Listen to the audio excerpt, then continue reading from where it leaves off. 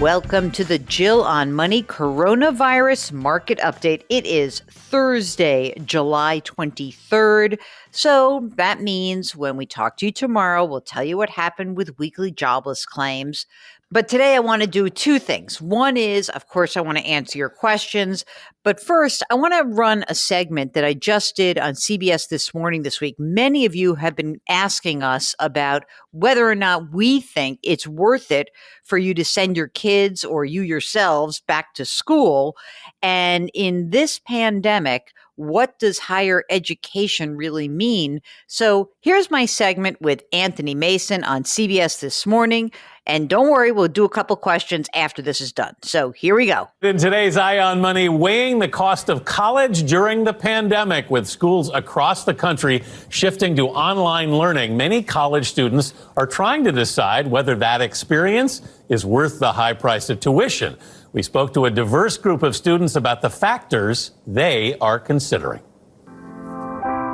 I have 4 online classes and 1 hybrid class. I'm going to do strictly online classes. I'm looking at skipping my fall semester. With RISD, there's going to be a 2-week quarantine first. Even after I sent in my gap year acceptance, I was still deciding whether or not I really wanted to do it. It's a tough choice to decide not to go to campus. I won't have that freshman experience. I don't want to be dramatic, but it's kind of heartbreaking when you love school and you love learning. I realized I'm a lot better at learning in person rather than online. I felt that my money would be put to better use if I were to wait for classes to be in person. As for me, it was difficult deciding whether or not I wanted to actually go this year, if I wanted to do it in person versus online. For a lot of my friends, they find it really hard that they're paying very large amount of money for an online education, and they feel like that kind of money could be spent elsewhere. I do have some concerns. I've taken online courses before, and I think that they're fine. Obviously not ideal, but I really want to graduate in 4 years. That's a big factor for me. The fall semester is going to start whether you're there or not. I mostly ponder on what I expected. I expected to go to campus in the fall. I expected to move in. I expected everything to be perfect. And it's just difficult because now you have to adjust to the unexpected. Joining us to discuss financial options for students is CBS News business analyst Jill Schlesinger. Jill, good morning. This is such a hard choice. I have a rising junior. We're going through this at home. You're paying all this money and your kids may be taking classes online. Should you consider the possibility of a gap year in a situation like this, just waiting till everything gets back to normal? I know so many families are having these discussions like yours, Anthony. But the problem is that when we look at college, we know that, of course, a college education is worth it. College graduates make more over their lifetimes.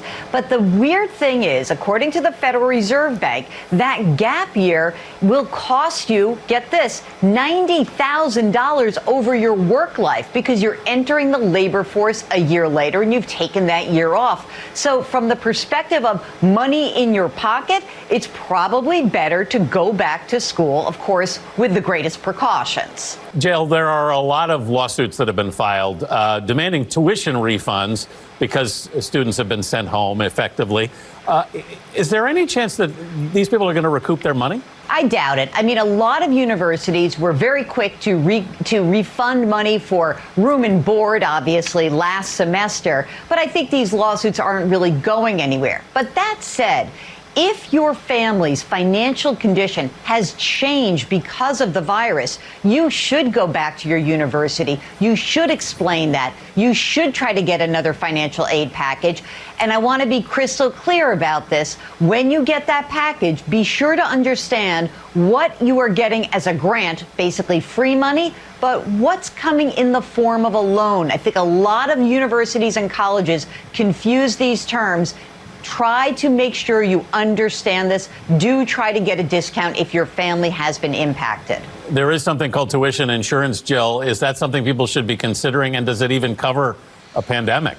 Well, it mostly will exclude a pandemic, except if you or your child becomes sick from the pandemic. Look, tuition insurance is kind of interesting. I didn't know anything about it till researching it in depth. There are certainly reasons why you'd want a refund. Maybe your child has a chronic disorder. Maybe something's going on in his or her life, sort of a mental or emotional issue. Then it will pay. But for the pandemic or just fear of going back to school, that would be excluded. So like many insurance policies, there's a list of things that it won't cover. One good thing in all of this, Jill, is that federal student loan interest rates are at all-time lows. Can or should students consider refinancing at this point? Well, remember, the federal government, and remember, the federal government does about 90% of all student loans. Those are the rates that we're talking about. 2.75% for undergraduate loans. It's down by about 40% from a year ago. This is for the upcoming academic year only. So you might have older loans that clearly have higher interest rates. What's the upside of refinancing? A lower rate. But a downside of refinancing a federal student loan is that you lose all of those options for repayment. Income-based repayment, some of the school forgiveness loans if you were a public service, and you would lose that freeze of your interest rate at 0%, which is now frozen through September. So be very careful, run the numbers, but it could be a good idea, especially if those loans are at much higher rates. Yeah, so many tough decisions for students right now, Jill. Thank you. After this quick word from Policy Genius, we'll answer a couple of your questions. We talk about life insurance so much on this podcast, and shopping for life insurance, it can be such a drag. It can raise a ton of questions. How much coverage do you need? Which insurance company is the best one for you? How much should it even cost? And at a time when it's more important than ever to have life insurance, it's still too complicated to shop for it. That's where Policy Genius can help. As a life insurance marketplace backed by a team of experts, Policy Genius is keeping track of all of the changes in the market so you don't have to. They'll find you the right amount of coverage at the best possible price without the headache. Policy Genius compares quotes from the top life insurance companies in one place. It doesn't just save a lot of legwork. You could save $1,500 or more a year by using Policy Genius to compare life insurance policies. So if you need life insurance, but you're not sure where to start, head to PolicyGenius.com. Policy Genius will find you the best rate and handle the process completely. They'll get you and your family protected and hopefully give you one less thing to worry about. Try it today. Okay, we're back. And this is from David, who writes, "Hello, Jill and Mark. Thank you for what you are doing. I enjoy the daily podcast with my morning cup of coffee. A little history. I'm a 58-year-old investor that has a 401k with Principal.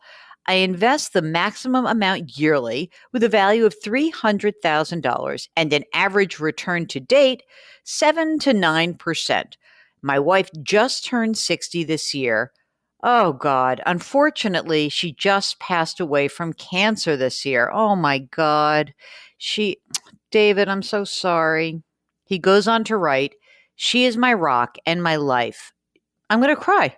"She has a 403B with Fidelity with a value of $500,000 and a pension of $300,000.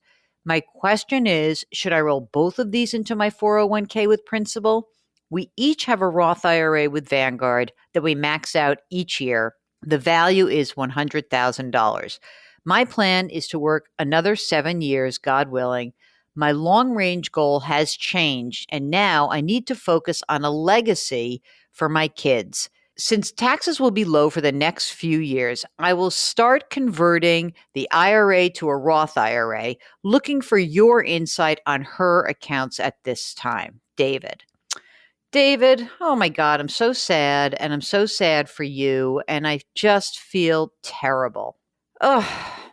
So I'm going to answer your question first, and that is, her 403B with Fidelity and the pension can be rolled over into a beneficiary IRA. And I would open that account at Vanguard, since you each have an account there already. Basically it would be labeled as a beneficiary IRA. And put the money there. I don't think it would really be hard for you to put it into an active 401k. I don't think you could actually. So make that your beneficiary IRA. And then you can invest it however you are investing your various other assets. And don't make any big decisions in the next year or so, whatever it is. I mean, if you feel like you want to move or you want to do this, try to just stay centered, go through your grieving process, but no big financial decisions. If you feel like you need more help, we are here for you, and our sincere condolences. It's a terrible thing. I'm just so sorry. Mark, feel so sad about that. So sad. Okay. So earlier this week, we answered a question from Kieran from Chicago, and Kieran followed up and wrote, "Oh my God, you acknowledged and answered my questions. I have the biggest smile on my face. My wife is giving me a look like, what are you up to? LOL. So a follow-up question. On one of your podcasts, you mentioned that the IRS could ask for stimulus money back if your income from 2020 is higher than it was stated in the CARES Act bill. Let's assume that I can pay my taxes on conversion from 401k to 401k Roth. Would it be beneficial to take stimulus money by not no, don't do this. Don't do this. First of all, it's bad juju. So don't do that. The question is, should we convert enough money so that our income would be under the limit to receive the full stimulus money and be able to convert some portion to Roth? Ay. Mark, what am I going to do with this guy? No, don't do that. Okay. So Kieran's sweet, though. Thank you so much for all of your help. Please continue to provide the help you're providing. You make a big difference in the world by providing guidance free with a big smiley face to many individuals. It's hard to come by in our corporate structured world. Please be safe. Sincerely, Kieran. Well, Kieran, thank you. So that's number one. Don't overthink this too much. You're young. You're doing great. Keep doing what you're doing. Okay. Mark, I'm so sad. Just sad about that other question. So I want to make sure that we all understand. Let's send like our collective Jill on Money family condolences and energy. I wish you all very good health. And I know that everyone goes through something in their lives, and they may be going through something right now for you and yours. So if there's anything that we can do to help you out, just send us an email. It's askjill@jillonmoney.com. Wash your hands, wear your masks, maintain your physical distancing, and lift someone up today. Do something nice for someone else. Thanks so much for listening. We'll talk to you tomorrow.